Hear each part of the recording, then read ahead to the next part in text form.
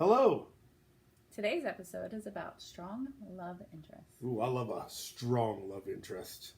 I am Leslie, and this is Keith. That's me.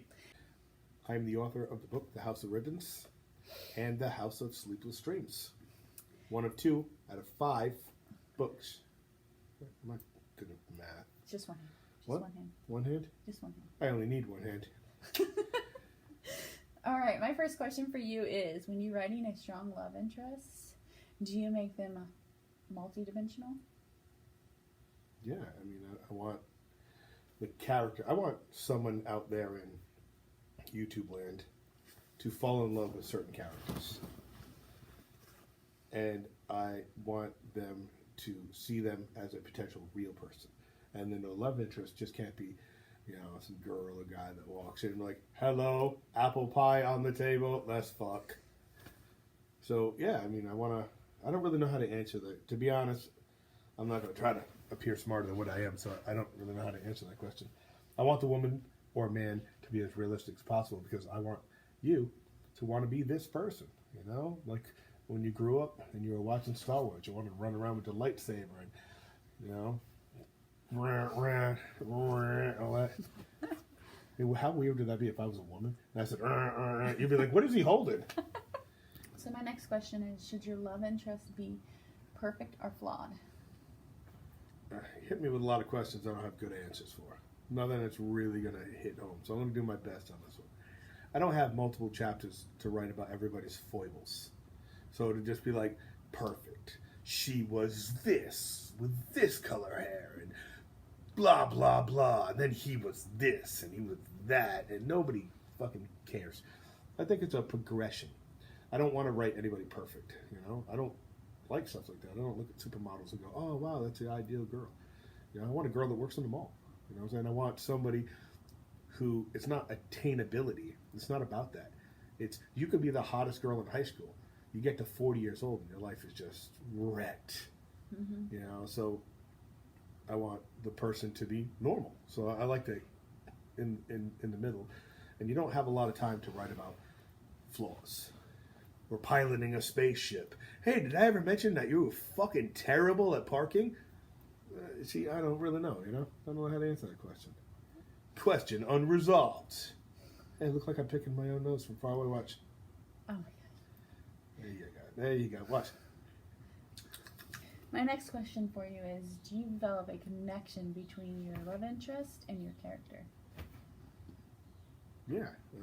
I want person A and person B to have a chemistry. I want somebody out there to say, oh man, that's how I fell in love with so-and-so. Or this is the same type of bullshit so-and-so got himself X'd out of the relationship for. So I want there to be a relatable chemistry, a relatable attraction in a way where people can at least empathize or sympathize with the person. Next I have, when you write about your love interests, do you explain why they like each other, or do you leave it up to the imagination? You definitely got a bigger brain than me. I'm going to caveman this answer real quick. You're asking me if they're just going to bang in the middle of the night, total strangers, or if they fall in love and eat spaghetti between the two of them until they kiss, right? Is that what you're asking Pretty me? much, yeah. Okay. Again, I want it to be relatable. I want you to say, this is how I fell in love with somebody, blah, blah, blah. Because I don't want to beat it to death, because then it's going to be bogged down with this. Like, oh, he wrote a science fiction, fantasy, dark romance, okay? And it was all filled with romance. And then I catch a slap for one of my army buddies. I want you to enjoy the progression these people take.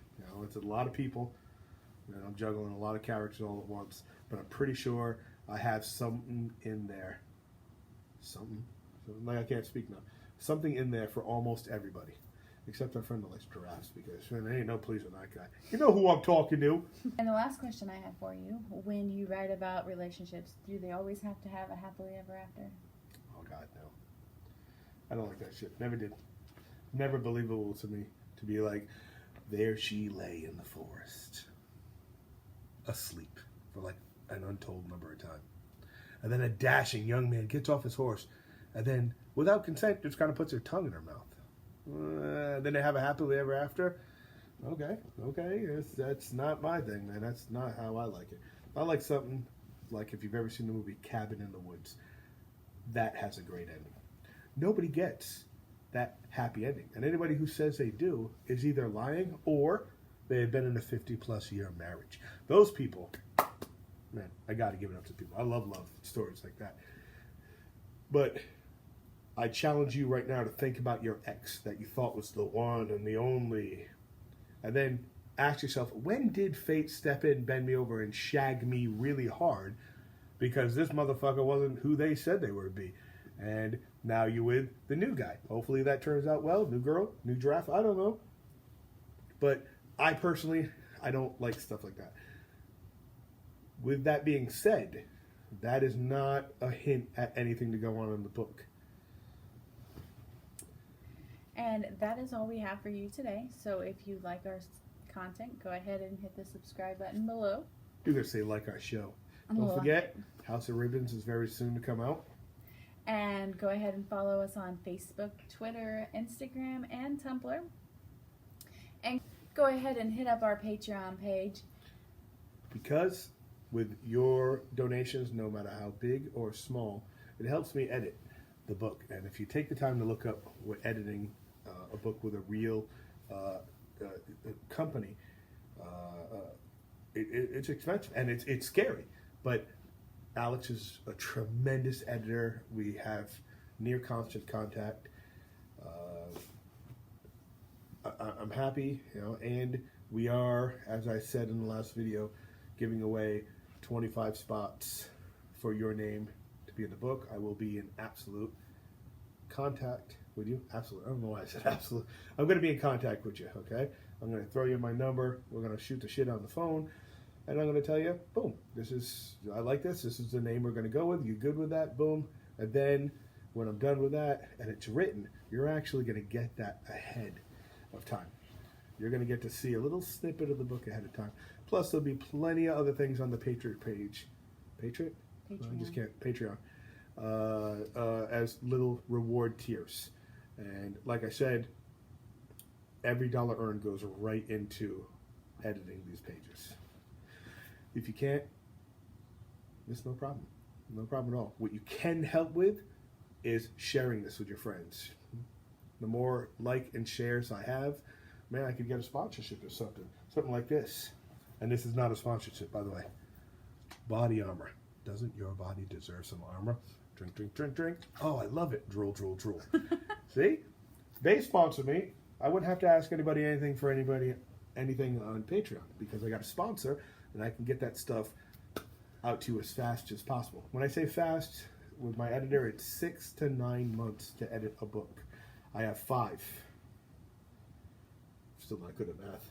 No. Somebody in the comments below tell me how many apples Jimmy needs if Sally gives him 2 apples and he eats 3 and then divided by whatever. This is my happy smile. Does it look crazy? Okay, I have one more thing for you. Sure. Because you just finished book 3.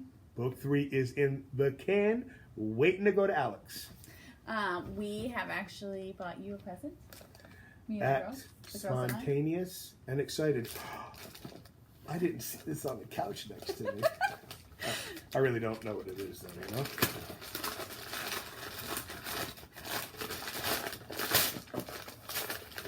Well, hold on. Dun, dun, dun. Cue the music. Dun, dun, dun, dun. Wah, wah, wah, wah. Take it off. Oh, hey, baby. It's an eBay box. Holy shit. Oh, it's an eBay box. Did I not open that? Crap. Shit, you got something sharp in here? We don't need anything sharp. I've got my wit, which is not helping me right now. Would you like to try that?